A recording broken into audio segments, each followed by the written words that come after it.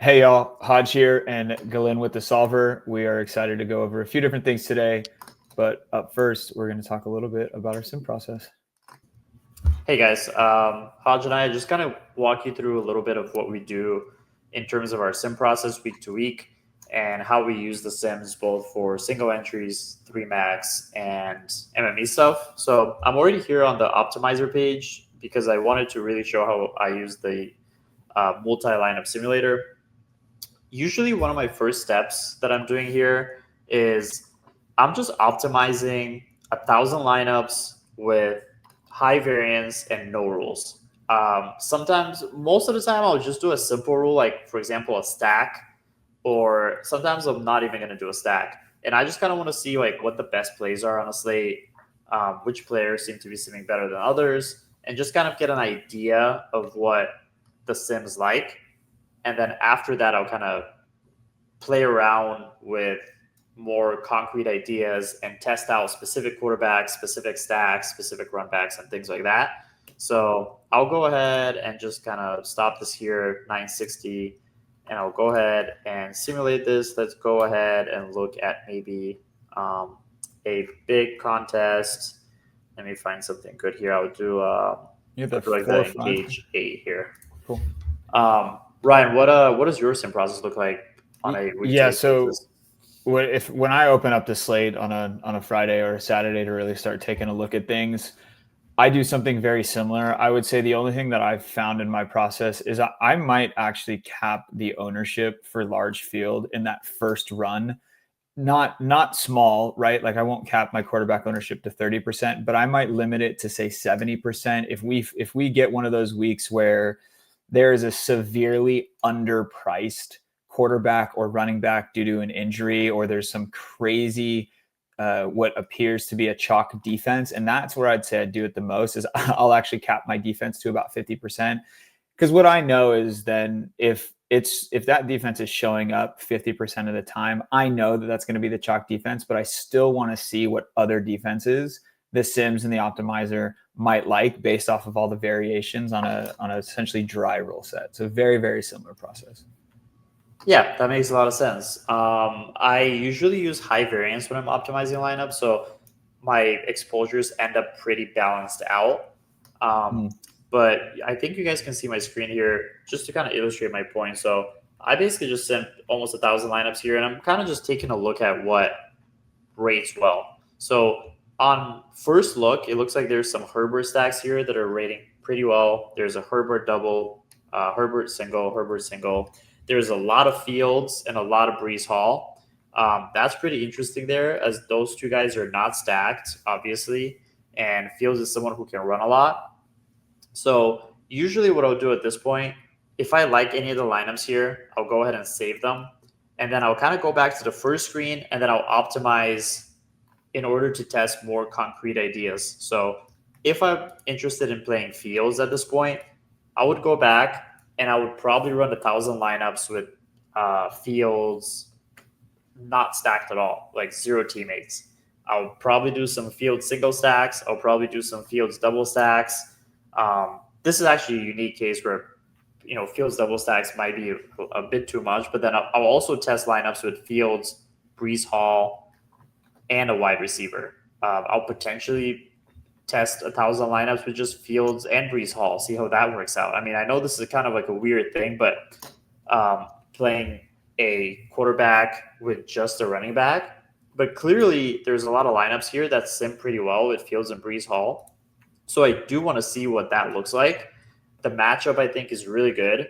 This is definitely a game that can explode in scoring. So the way I sort of view the sims is I don't want to have all these preconceived notions of like, oh, I have to play a wide receiver with my quarterback.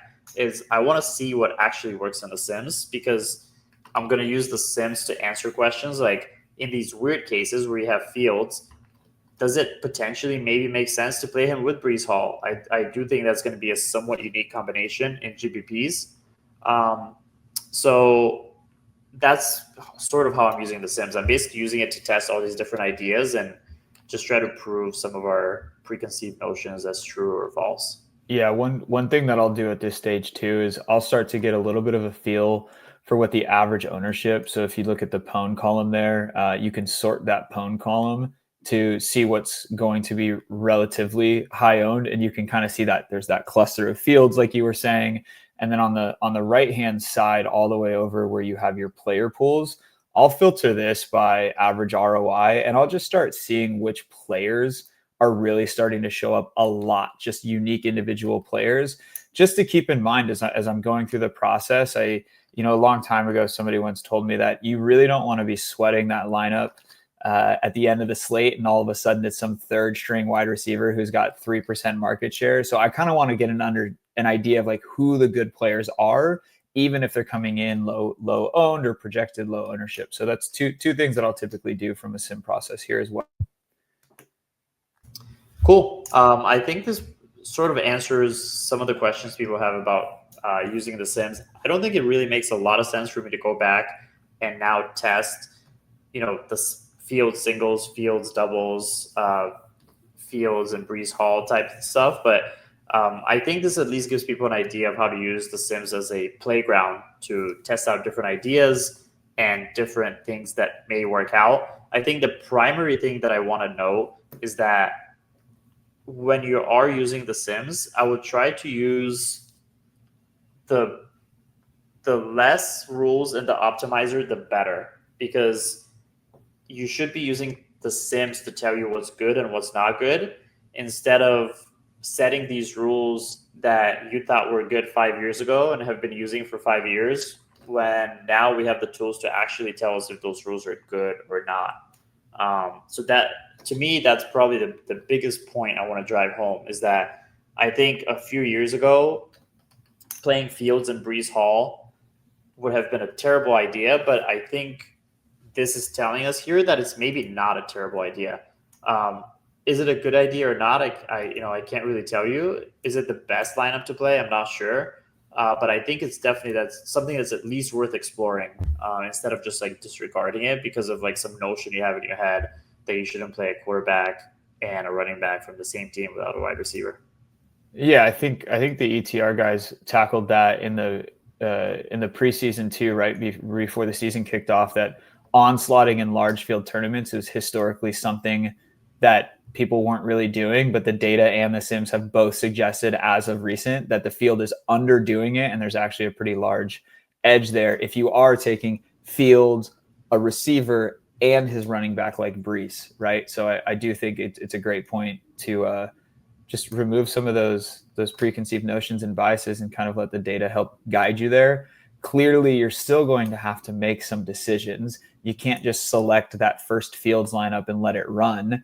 I don't even know if there's a Cowboy in that lineup, which if you are doing the onslaught, you got to make sure a Cowboy gets in that lineup, right? So you have to make some of those. Maybe you're right. You're right. Maybe the Sims are telling us that we don't have to. You see, that's what I'm the problem. The Sims aren't the problem. I'm the problem. But yeah, exactly like you're saying. And also, one last point, I would also make sure that I would test out this different stuff and different tournaments differently.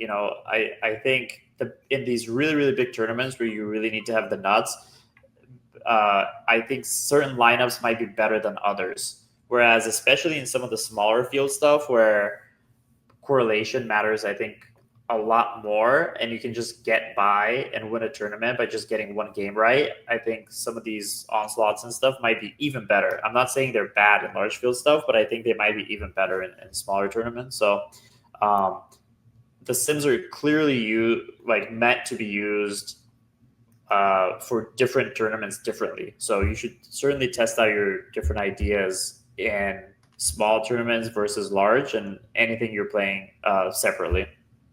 Do you ever use anything here in the Sims in regards to just kind of how you're using them for the initial run of game stacks? So on the right hand side under your player groupings, you have game stacks all the way over to the right. Do you ever just take a peek at this, or is this kind of irrelevant to you in those first few runs? I think I do take a peek at this. It just sort of depends. I think you can also filter this by like number of players. So you can see like 3-man groupings, 2-man groupings. This is usually actually something I'll look at more when I'm when I start building, for example, testing specific QBs. So once I test, let's say 1,000 fields lineups, I would usually change this to like 2 or 3, and then see like how like how does it look like when it's like Fields, Brees Hall, and Garrett Wilson. I'll also use it from this page here. So like I'll select Brees Hall and Fields and kind of take a look at like those lineups. Yes. So I'll usually just look at a lot of the stuff on the fly, but it really depends, I think, on what I'm looking for at that specific time. Cool. Well, speaking on what to look for, we have a video coming out that we're going to really go over the in-depth detail about what we are looking for in these sims. So we will see you guys in that one.